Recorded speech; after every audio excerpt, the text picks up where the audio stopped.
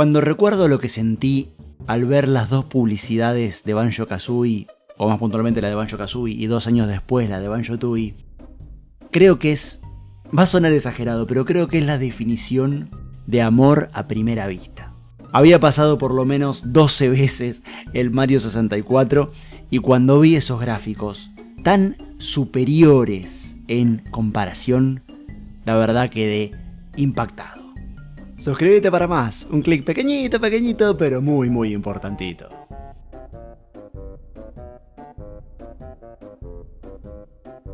Hola gente, ¿cómo les va? Arranco este video con un poco de contexto. Era 1998 y hacía poco más de un año que me habían regalado mi Nintendo 64 con el Mario. Como todos sabemos, los juegos de esta consola no eran particularmente baratos, así que cada compra debía ser inteligente. Podían pasar varias semanas, incluso meses, hasta que puedas tocar un juego nuevo.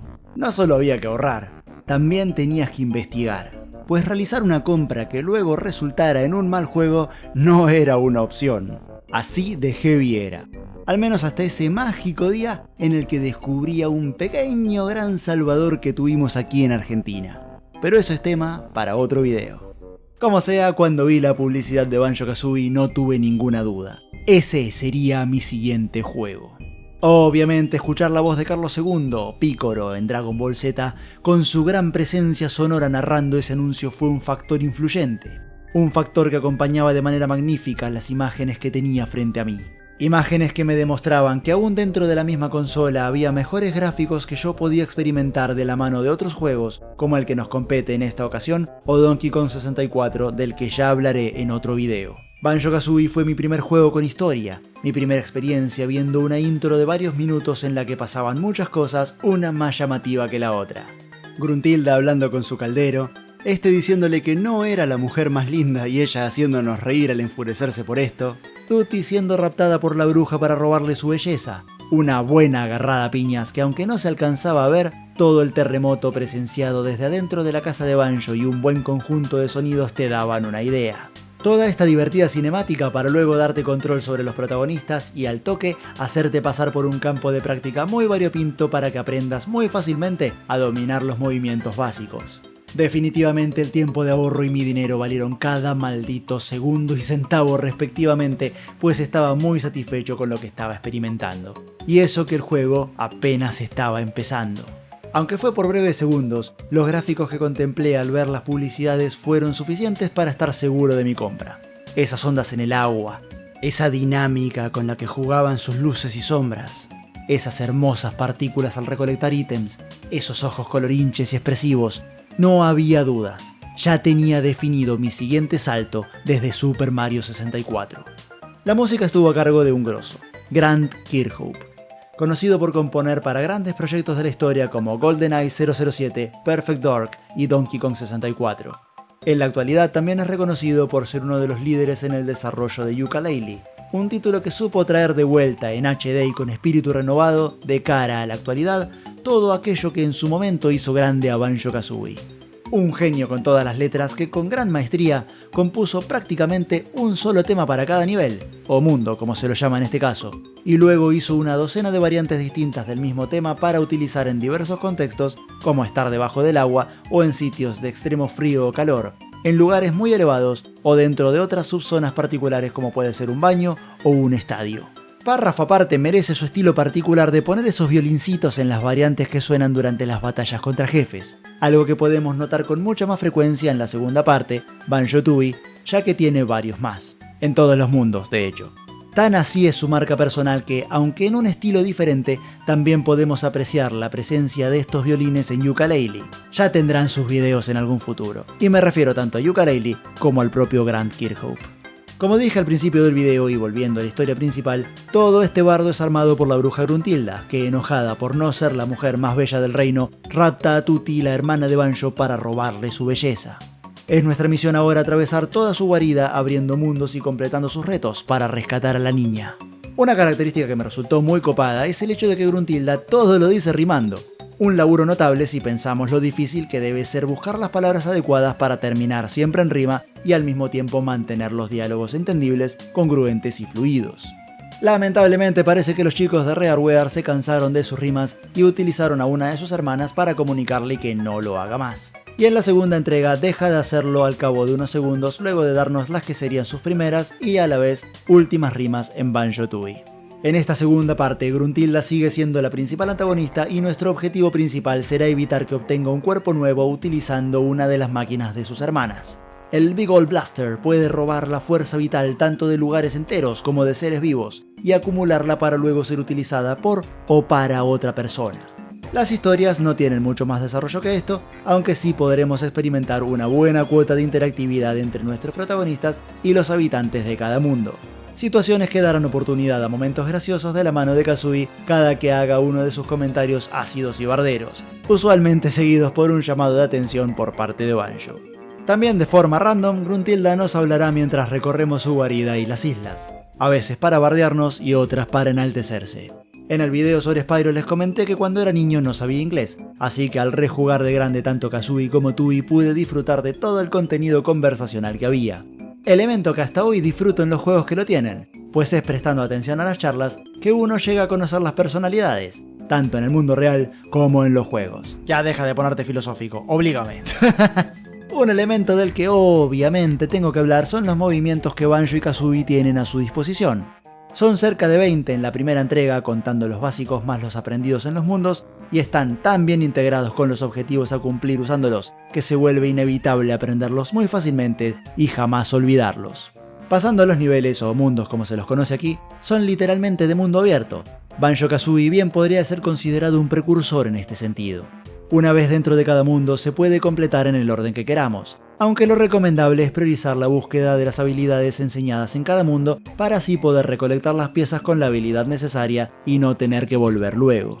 En esta época eran muy comunes los juegos en los que algunos objetivos debían ser completados con habilidades futuras, y aunque en Banjo-Kazooie esta característica no está tan presente ya que literalmente solo 2 de las 100 piezas deben ser recolectadas de esta forma, en Banjo-Tooie nos cansaremos de hacer backtracking. Término en inglés para referirse a volver por un camino ya transitado varias veces. Para que tengan una idea, ya en el primer mundo una de las 10 piezas debe obtenerse con una habilidad futura. De ahí en adelante, la cantidad de piezas de este tipo solo irá en aumento. Relacionado a esto, no podemos dejar de lado algo que está magistralmente hecho: las conexiones intermundos. Todos los mundos están conectados entre sí mediante atajos, y juntos componen en realidad una gran red. Sirven para pasar de un mundo a otro y usar habilidades futuras, cierto, pero en realidad están para pasar cosas o poderes entre ellos. Habrán varias ocasiones en las que, aunque necesarios en otros lugares, no podremos llevarnos ítems nativos de los mundos por la entrada principal o salir transformados o como Mumbo Jumbo, personaje que se vuelve jugable en esta entrega. Así que no solo debemos encontrar estas conexiones y habilitarlas, sino que también tendremos que encontrar la manera de llegar a ellas de una forma distinta a la que usaríamos como Banjo-Kazooie con la sustracción de recursos y habilidades que ello conlleva, ya que Mumbo no tiene tanta agilidad y algunas transformaciones ni siquiera pueden saltar o lo hacen muy pobremente. Pasando a los enemigos, estos cambian bastante entre ambas entregas. Si bien en ambos casos nos encontraremos con personajes muy llamativos con su respectivo par de ojos coloridos y saltones, habrá varios cambios muy notables entre ellos. En primer lugar, los enemigos de Tooie serán algo más sombríos en su diseño, y al menos la mitad de ellos también serán más fuertes y no serán derrotados tan fácilmente con un solo golpe. Ni siquiera con el Ratatap Rap, que tan mal acostumbrados nos tenía al derrotar a casi todos los enemigos de una en la primera entrega. Pero por otra parte también contaremos con un arsenal más grande que va desde huevos elementales hasta granadas. Por último, mientras que en Banjo-Kazooie todos dropean miel al derrotarlos, en Banjo-Tooie no serán tan generosos. Será usual que debas pasar varios minutos con solo 1 o 2 unidades de vida hasta que puedas recuperarte. Aunque también podrías medir tu fortuna con unas mieles especiales que solo aparecen en el 2. Al recogerlas, tu barra de vida comenzará a titilar en distintas posiciones y deberás presionar un botón para detenerla, como si fuera una máquina tragamonedas en los casinos. Si agarras la que tiene el signo de admiración, se encenderán y apagarán de forma lineal, y si agarras la que tiene el de interrogación, lo harán de forma random. Al detenerlo se definirá tu nueva barra de vida. Pero cuidado, al ir avanzando en el juego irán aumentando su velocidad. Otra diferencia notable entre ambas entregas tiene que ver con su duración. La primera entrega es bastante corta y si ya conoces el camino podés completarlo al 100% en una tarde de finde. Lo bueno es que es de esos juegos lindos y adictivos, onda Luigi's Mansion, que cada tanto pinta volver a jugarlos y que una vez que lo comenzás no querés soltarlo hasta terminarlo. Banjo-Tooie, sin embargo, es mucho más largo. Mientras que Banjo-Kazooie puede tomarte entre 3 y 4 horas completarlo, su secuela puede tomar hasta 3 o 4 veces más debido a su complejidad, tanto en la dificultad de sus ítems como en la interconexión de mundos de la que hablé previamente. Gracias a la mano de Grant Kirkhope podemos conectar intensamente con los niveles. Cada uno de estos es temático y todo lo que lo compone está integrado maravillosamente. Temáticas como nieve, desierto, pantano, circo o hasta fábrica están perfectamente orquestadas al pasar por ellas. Podemos darnos cuenta de que fueron creadas con pasión e investigación. No hay nada fuera de lugar. ¿Oh sí? Y si a esto le sumamos la música de Grant, tenemos como resultado una inmersión total. Un oso algo lento que pone el cuerpo y la fuerza y un ave que pone la agilidad y la mayoría de las habilidades. Sin contar la locura de poder cargar sobre su espalda todo el peso de un oso y hasta volar con él. No podemos negar que esto fue superadoramente original. Y sí, si en el 1 estaban unidos, en el 2 debían poder separarse para formar un equipo más poderoso, como nos decía Carlos II en su locución para el comercial. Poder que vendría de la mano de Shamshars, el hermano de Bottles. Sus técnicas son mucho más avanzadas y aunque nos enseña algunas para hacer como pareja, la mayoría son para hacer pasando antes por el separador. Muy pocas son las veces en las que a lo largo de una franquicia se respeta el cúmulo de habilidades. Spyro y Crash en sus trilogías originales son ejemplares en esto. Como dije en el video del dragón morado, creo que es lo que más nos da esa sensación de tranqui muñeco, no nos olvidamos de vos, retomamos exactamente donde nos quedamos. Esa sensación de estar de verdad nuevamente experimentando ese universo y cómo continúa su historia. Innovación es una palabra que suena fuerte en este aspecto, pues no debemos olvidar que estas dos joyas nacieron en la máquina de la diversión, la Nintendo 64. Realmente ambos juegos han exprimido ese novedoso control de 3 puntas con cada movimiento que íbamos aprendiendo. Una curva de aprendizaje algo intensa, pero ágil. Como ya dije, no nos costaba nada aprender las técnicas y jamás olvidarlas. Todo natural. Lo repetimos, uno es mucho más corto que el otro, pero ambos generan una gran satisfacción al completarlos. El primero tiene ese factor adictivo que, aunque sea fácil, simplemente lo queremos terminar y volver a sentir nuestra niñez en su estado puro. Y el 2 es de esos juegos que sin importar cuánto lo conozcamos, siempre volvemos a sentir ese desafío en nuestras venas como si fuera la primera vez. Para terminar, es normal llegar a sentir Banjo-Kazooie como un mero entrenamiento de lo que nos espera en Banjo-Tooie. Pues como dice Banjo al principio de la secuela justo antes de empezar a jugar, esta vez no será tan fácil. Y hasta acá llegamos con el video de hoy. Ahora les toca a ustedes y para eso están los comentarios. Si tienen algún dato extra o alguna sugerencia de juego o tema de video que les interese, láncelot. También los invito a seguirme en mis redes para ver versiones en menos de un minuto de este y otros videos, así como directos que espero pronto poder hacer. Gracias por la visita, gracias por mirar. ¡Chau!